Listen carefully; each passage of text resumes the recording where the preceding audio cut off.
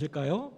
사도행전 4장입니다. 사도행전 4장 5절에서 12절 말씀 보겠습니다. 사도행전 4장 5절에서 12절 말씀입니다. 제가 가지고 있는 성경 신약 성경 191쪽쯤에 있습니다. 우리 한 절씩 교독하겠습니다. 제가 5절 읽습니다. 이튿날 관리들과 장로들과 서기관들이 예루살렘에 모였는데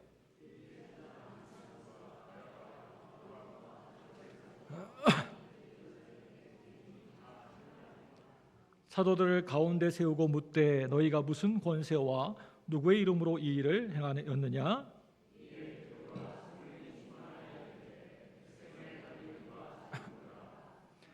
만일 병자에게 행한 착한 일에 대하여 이 사람이 어떻게 구원을 받았느냐고 오늘 우리에게 질문한다면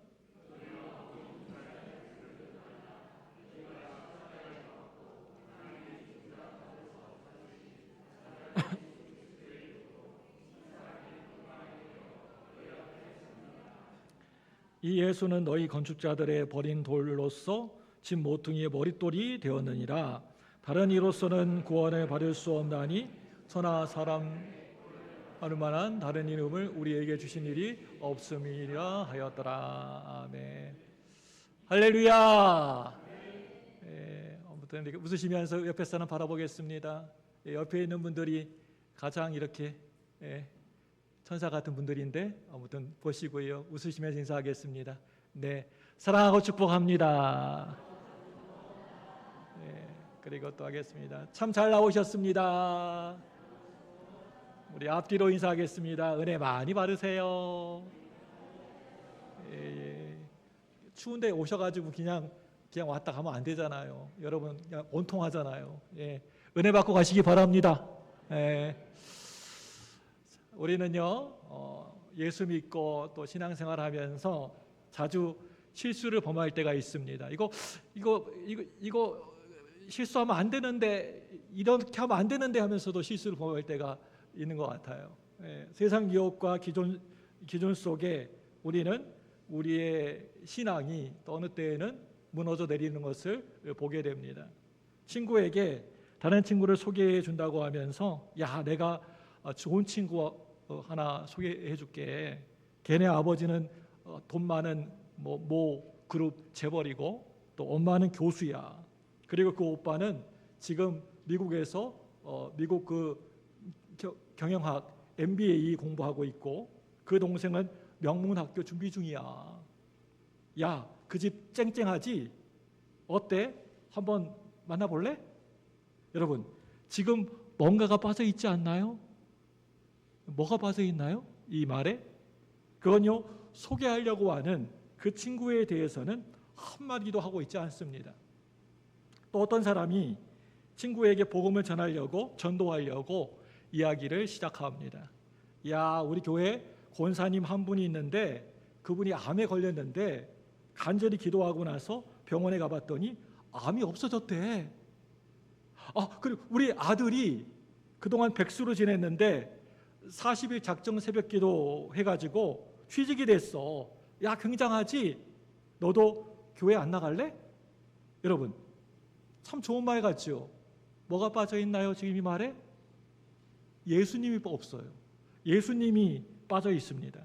온통 주변 이야기로 가득 차 있습니다. 병 고쳤대, 취직됐대, 결혼했대 하는데 예수님은 빠져 있습니다. 아마 이 사람은요, 예수님의 복음을 그리고 예수님을 말하고 싶었을 겁니다. 그런데 복음의 본질인 우리 예수님은 쏙 빼버리고 비본질인 그림자만을 말하고 있는 겁니다. 그렇기 때문에 예수 믿는 것 자체가 비본질인 것처럼 왜곡되어질 수가 있는 겁니다. 여러분, 내가 부흥을 경험했느냐? 라고 하는 말은요, 다른 말로 하면 내가 부흥을 보았느냐라고 하는 말입니다. 이 경험했느냐는 말은 보았느냐라는 말입니다.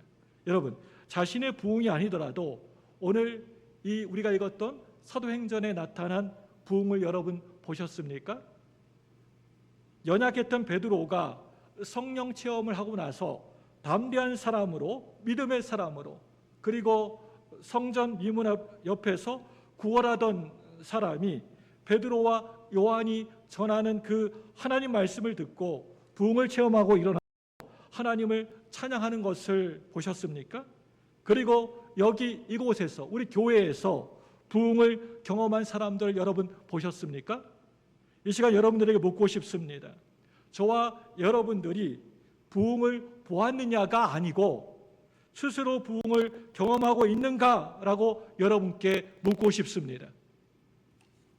옆에 있는 사람이 말씀 속의 부흥이 아니고 저와 여러분들 자신의 부흥말입니다. 나 자신의 부흥말입니다. 우리 주변에 하나님과 정말 뜨겁게 사랑하는 사람들을 우리 주변에서 보게 됩니다. 그런 모습 보면요, 참 마음속에 감동이 밀려옵니다. 그런데 그 사람의 사랑이, 영적 부흥이 나의 부흥이 될 수는 없습니다. 그 사람이 만난 예수님이 내가 만난 예수님 될 수는 없습니다. 우리 교회 모두가 부흥을 했다 하더라도 내가 부흥하지 않으면 나는 스스로 본 것일 뿐입니다. 친구의 믿음이 자라는 것을 보면 너무나도 행복해지고 좋습니다, 마음이. 그런데 그것보다 내 믿음이 자라는 것이 그게 더 중요하다라고 하는 겁니다. 내 옆에 있는 사람들, 그리고 우리 조원들의 믿음이 쑥쑥 자라는 것을 보면서, 그리고 시간이 지난 후에 자신들의 믿음보다 더 큰 믿음으로 우뚝 서 있는 시들 만나게 된 적은 없었습니까? 예전에 올림픽 때이면 우리 대표 선수가 금메달을 따면 모두들 그냥 길거리에 뛰쳐나가서 환호성을 치면서 난리가 아니었습니다. 금메달 따면요. 우리 국민은 대표 선수들 통해서 자신들이 스스로 승리를 경험했던 것입니다. 그런데 신앙은요, 이런 올림픽 시합이 아닙니다. 신앙은 누군가 한 명 대표로 나가가지고 나 대신에 이룰 수 있는 게 아니라는 겁니다. 철저하게 하나님과 나와의 1대1의 만남입니다. 단독적인 만남입니다. 다른 사람의 부흥만을 이야기하다가 더 중요한 나의 부흥을 놓칠 수가 있습니다. 아이고, 김집사, 박집사, 최집사 하나님 만났대, 부흥했대, 부흥을 경험했대. 그게 중요한 게 아니라 내가 하나님을 만나야 되는 것입니다. 내가 부흥을 경험해야 되는 것입니다. 성경에서 하나님을 말할 때 주로 뭐라고 보통 말합니까? 보통 아브라함의 하나님, 이삭의 하나님, 야곱의 하나님이라고 그렇게 말하지 않습니까? 하나님을 소개할 때 이런 인물의 등장은 하나님은 살아 역사하는 분이라고 하는 것을 말씀하기 위해서입니다. 그런데 그냥 여기에서 끝나버려서는 안 됩니다. 아브라함의 하나님, 이삭의 하나님, 야곱의 하나님, 그리고 조목사의 하나님, 그리고 앉아 계시는 여러분들 자신의 하나님으로 계속해서 이어지셔야 됩니다. 끊어지면 안 됩니다. 단지 조성진 목사가 만난 하나님을 끝나면 안 됩니다. 여러분들이 만난 하나님이 되셔야 됩니다. 그렇지 않으면 저와 여러분의 하나님이 아니라 그들의 하나님, 역사 속의 하나님에 불과하기 때문입니다. 여러분, 살아있는 하나님을 내가 꼭 만나셔야 합니다. 옆에 있는 분 하나님 만나면 그 행복하잖아요. 기쁘잖아요. 그게 중요한 게 아니고 더 중요한 것은요, 내가 하나님 만나는 게 더 중요합니다. 나의 하나님이 될 때가 바로 나의 부흥입니다. 그렇다고 한다면 우리가 어떻게 부흥을 경험할 수 있을까요? 어떻게 해야지 내가 하나님 만날 수 있을까요? 우선 부흥은요, 하나님을 사랑하는 것이라고 제가 예전에 말씀드렸습니다. 그리고 하나님을 향한 사랑을 보는 것이 그게 부흥을 경험하는 겁니다. 믿음의 사람과 함께 있으면 부흥을 볼 수가 있습니다. 어쩌면 많은 우리 성도님들은 이 안에 흐르고 있는 부흥을 이미 경험하고 있을지도 모르겠습니다. 그리고 또 부흥은요, 하나님의 능력을 체험하는 것이라고 제가 얘기했습니다. 전혀 한 걸음도 걸을 수 없었던 그런 안진뱅이가, 태어날 때부터 걷지 못하는 안진뱅이가 예수님의 능력으로 그 자리에서 벌떡 일어나게 되었습니다. 이게 바로 부흥입니다. 지금까지는 부흥을 옆에서 보기만 했습니다. 지켜보기만 했습니다. 그런데 이제는 그저 보는 부흥이 아니고 우리 안에서 일어나는 부흥을 경험해야 하는 것입니다. 여러분, 우리 안에 일어나는 부흥은요, 어떤 걸까요? 그건요, 하나님을 내가 만나는 것입니다. 인격적으로 하나님을 내가 만나는 것입니다. 하나님을 만나기만 하면 하나님을 사랑하게 됩니다. 내가 만나지 못하기 때문에 하나님을 사랑하지 못하는 거예요. 하나님을 만나기만 하면 하나님의 능력을 체험하게 됩니다.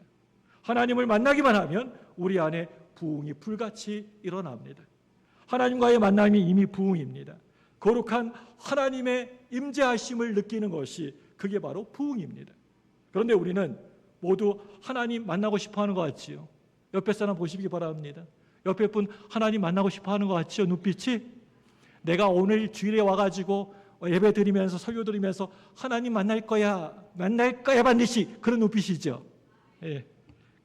그래서 누구나 다 쉽게 그 안에 부흥이 일어날 것 같으시죠. 그런데 그렇지가 않다는 겁니다.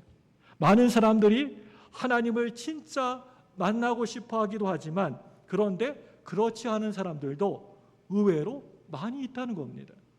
오늘 말씀은요, 베드로가 솔로몬의 행각에서 모인 사람들에게 설교한 후에 일어난 사건인데요, 사람들이 사도들의 말에 너무나도 집중해서 귀를 기울이고 그 말씀을 들으니까 그 당시에 성전 맡은 자와 사두개인들이 이 사람을 잡아가지고 옥에다가 가두어 버립니다.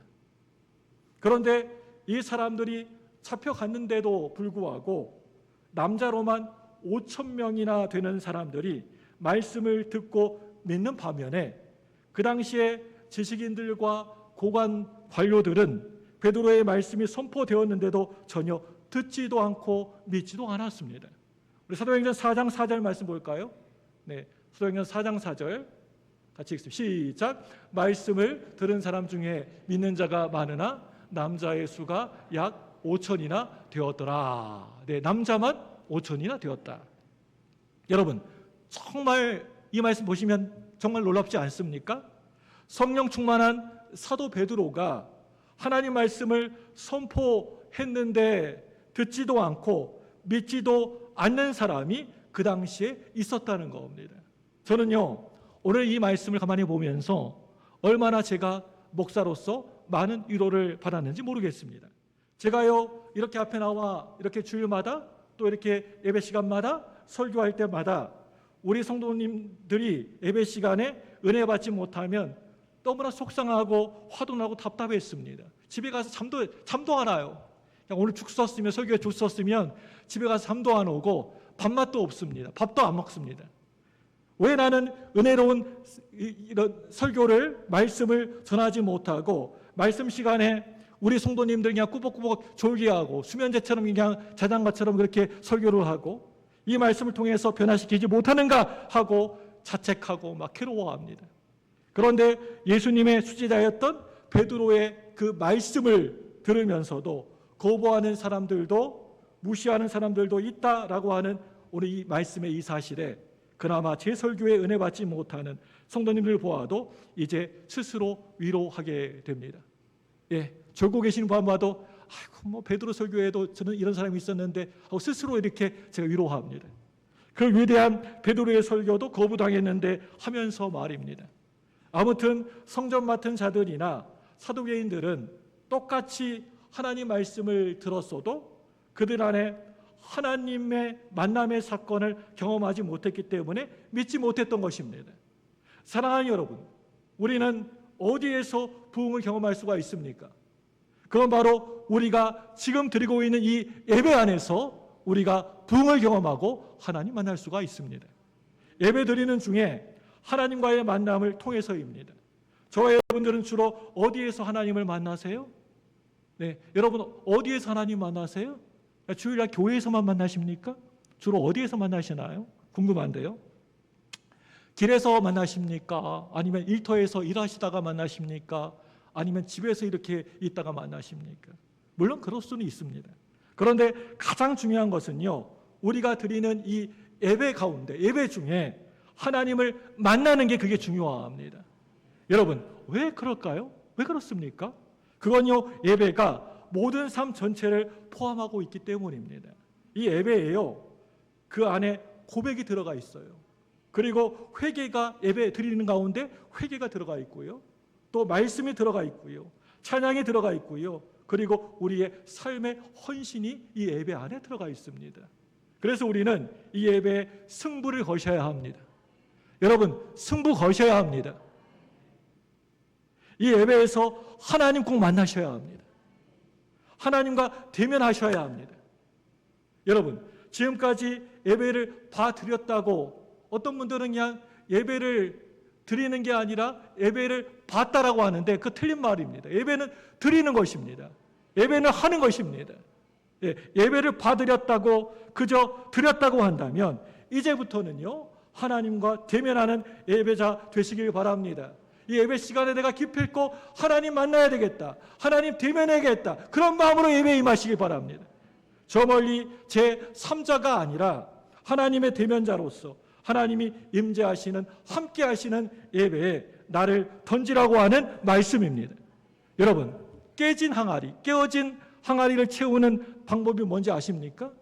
깨어진 그 독에, 항아리에 물을 어떻게 가득 채웁니까? 어디에서 포물을 붓는 것만으로는 그 깨어진 항아리는 절대 결코 채워지지가 않습니다. 아무리 부어도 그 깨진 곳으로 다 빠져나갑니다. 채울 수가 없습니다. 물속에 던져야지만 채워집니다. 강물 속에 던져야지만, 우물 속으로 던져야지만 깨진 항아리가 가득 채워집니다. 하나님의 은혜가 있는 예배에 나를 던지는 것입니다. 다시 말하면 내가 바로 지금 이 예배의 예배자가 되는 겁니다. 내가 찬양의 제물이 되는 것입니다. 이게 바로 해답입니다.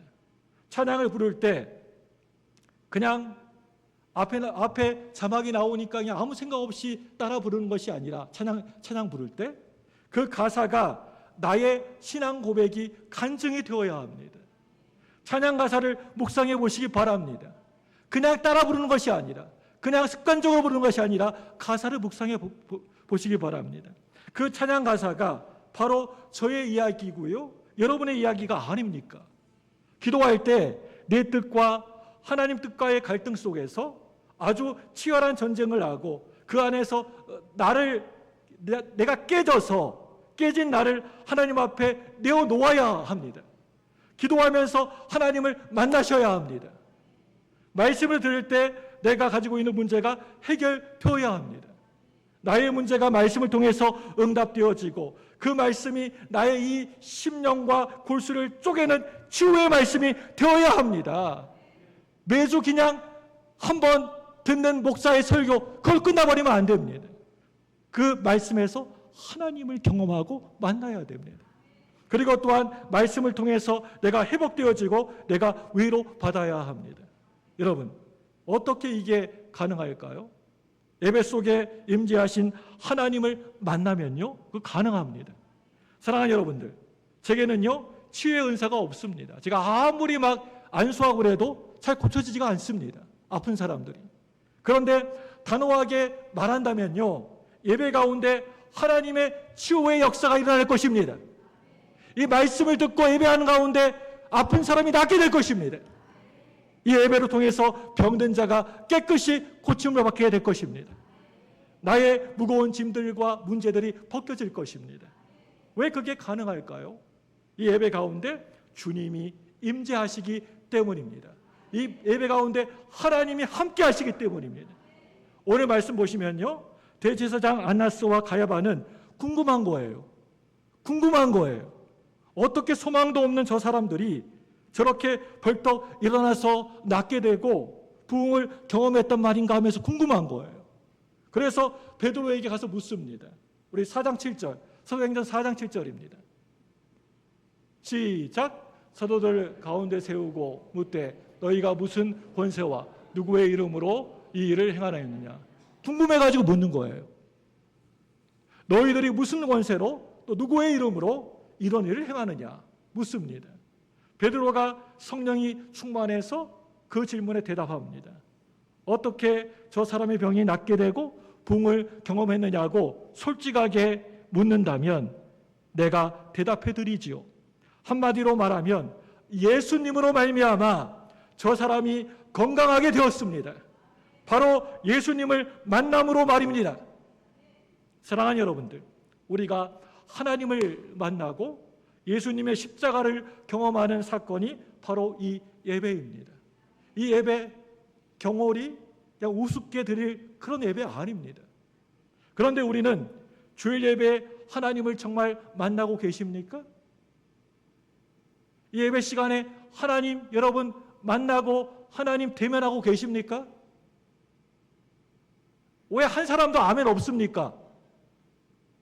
어떤 분이요, 오늘날 예배에 대해서 표현하기를 예배 견디기, 주일에 교회 와가지고 예배 견디기라는 표현을 쓴 것을 본 적이 있습니다. 그리고 또 나아가서 예배 견디기의 극치는요, 설교 견디기라고 표현하고 있습니다. 요것만 잘하면 이게 1시간 견딜 수가 있다는 겁니다. 예배 견디기, 극치는 설교 견디기. 설교 견디기에는요, 여러 종류의 파가 있는데요, 주보에 예배 시간에 주보에 밑줄 긋는 밑줄파가 있다고 해요. 그러니까 계속 뭐 이렇게 고개 숙이고 보면 이렇게 목사님 컬럼에 이렇게 하고 동그라미 치고 이렇게 밑줄 쫙 긋고, 광고 1번 찍찍찍찍 이렇게, 밑줄 긋기 밑줄파가 있고요. 또 졸면서 예배드리는 수면파가 있습니다.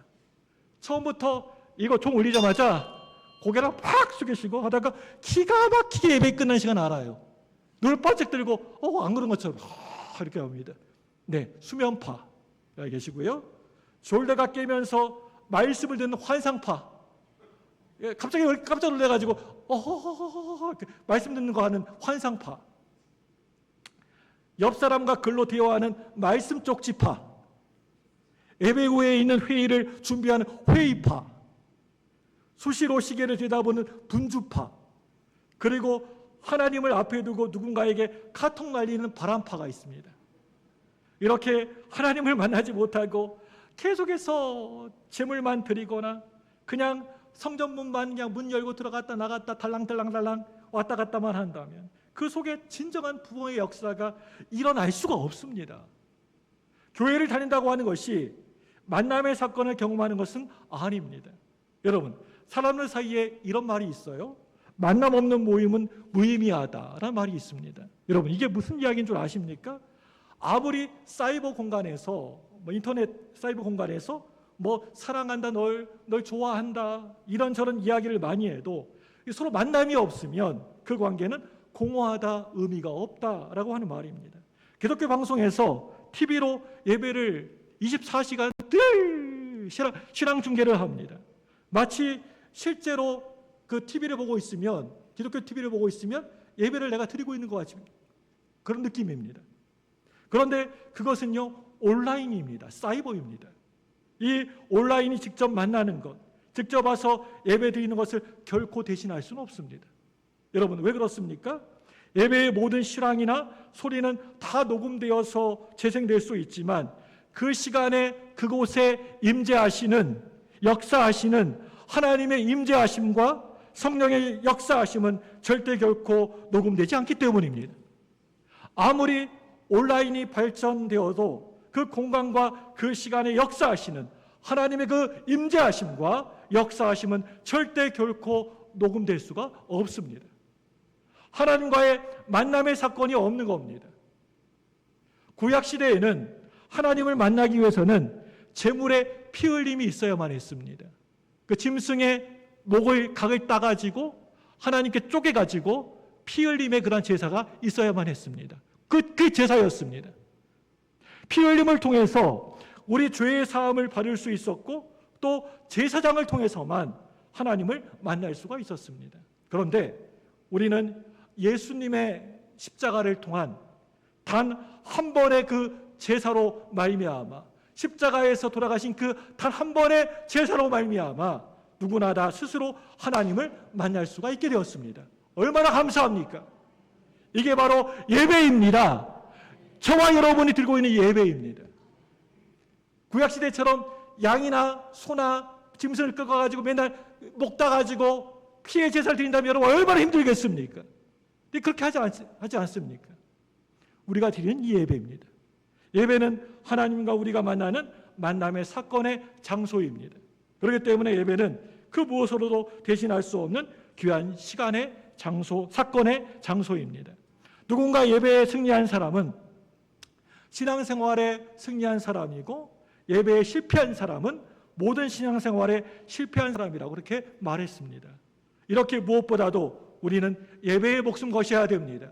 우리 사랑하는 우리 광주부등교회 성도 여러분들, 예배에 목숨 거시기 바랍니다. 예배에 생명 거시기 바랍니다. 아주 치열한 전쟁을 벌여야 합니다.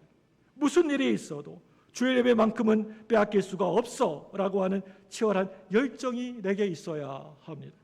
이 예배에서 은혜 받지 못하면 나는 죽는 것과 다름이 없어 라고 하는 마음으로 여러분 예배를 사모하시기 바랍니다. 우리 주님께서 강조하신 거 예배 가장 강조하셨습니다. 여러분 봉사, 헌신 이것보다 예배 잘 드리라고 했습니다. 우리는 단 한 끼만 굶어도 어쩔 줄 몰라 합니다. 배고파 죽겠다고 합니다. 그런데 주일 예배 한 번 빠지면요, 일주일을 쫄딱 굶는 거 아닙니까? 여러분, 영적으로 민감하셔야 돼요. 말세의 지말이 될수록 더욱더 민감하셔야 돼요. 주님이 점점 가까울수록 더 영적으로 민감하셔야 됩니다. 육적인 배고픔보다는 영적인 굶주림이 더 크다라고 하는 사실을 마음속 깊이 여러분 절감해야 합니다. 예배는 하나님이 불쌍해서 내가 봐드리는 게 아니에요. 하나님, 제가 안 가면 하나님 외로우시죠? 그래서 제가 한번 예배 봐드리겠습니다 해가지고 구걸하듯이 동정하듯이 그게 드리는 게 예배 아니에요. 예배는 내가 붙잡아야 할 생명줄입니다. 라이프 라인입니다. 이거 못 잡으면요, 여러분 죽습니다. 생명줄이에요. 저는요, 가끔씩 노아의 방주 속이 어땠을까라고 한번 상상해 보게 됩니다. 그 속이 얼마나 시끄럽고 냄새가 났을까요? 바람도 잘 안 통하는 배 안에 그 많은 동물들의 소리와 냄새나는 분뇨, 아마 거의 지옥 같았을 것 같습니다. 그런데 노아의 가족들은 왜 그곳에 그런 곳에 머물고 있는 걸까요? 냄새도 엄청 나고 시끄럽고 지저분한 그 방주 안에 왜 노아의 가족들이 있었을 걸까요? 그 방주가 바로 구원이기 때문에 그런 것입니다. 다른 이유 전혀 없어요. 만약에 노아의 가족들이 막 그 노아의 방주가 냄새나고 시끄럽고 너무나 지저분하다고 해가지고 방주에서 뛰쳐나온다면 여러분 어떻게 되었을 것 같아요? 이 노아의 식구들이 아무리 냄새가 펄펄 나고 지저분하고 시끄럽다 하더라도 그 속에 방주 안에 있었기 때문에 그들은 홍수 위에 육지에 나와서 살 수가 있었습니다. 그 방주 안에 가만히 있었기 때문에 그런 것입니다. 사랑하는 여러분들, 주일날에 우리 교회에 나오시면요, 역겨운 냄새가 펄펄 나십니까? 사람들에게 아주 그냥 맡기 싫은 냄새가 나십니까? 다른 교회는 조용한데 우리 교회는 시끄럽습니까? 막 박수치고 주야 주야 하고 이렇게 시끄럽습니까? 조금만 견뎌내시기 바랍니다. 그러면 저와 여러분들은 말할 수 없는 생명과 비전과 소망을 발견하게 되실 겁니다. 시끄럽다고 냄새가 진동한다고 냄새난다고 떠나가 버리면 모든 거 여러분 다 잃어버리고 맙니다. 끝까지 견디는 자가 방주에 새 아침을 맞이할 수 있는 것처럼 많이 힘들고 견디고 또 견디고 섬기다 보면은 저와 여러분들도 동일한 영적 부흥의 새 아침을 맞이할 수 있을 줄로 믿습니다. 사랑하는 여러분들, 예배 가운데 예수님 만나셔야 돼요. 나오셔가지고 조목사 만나고 옆에 있는 성도님 만나고 좋다고 하고 그냥 가시면 아무 의미가 없습니다. 누구 만나시라고요? 예수님 만나셔야 됩니다. 예배 가운데 예수님 만나시기 바랍니다. 간곡히 부탁합니다. 예수님 만나고 돌아가시기 바랍니다. 하나님의 음성을 들으셔야 합니다. 그것만이 우리 안에 부흥을 일으킬 수가 있는 겁니다. 끝으로 사도행전 4장 12절 말씀 읽겠습니다. 우리 읽고 마치겠습니다. 시작. 구원을 받을 수 없나니 천하 사람 중에 구원을 받을 만한 다른 이름을 우리에게 주시니 없음이라 하였더라. 다시 한번 이렇게 큰 소리로 읽어보겠습니다. 시작. 다른 이로서는 구원을 받을 수 없나니 천하 사람 중에 구원을 받을 만한 다른 이름을 우리에게 주신 일이 없음이라 하였더라. 아멘. 예수님 붙들고 승리하시는 저와 여러분 되시기를 주님의 이름으로 축원합니다.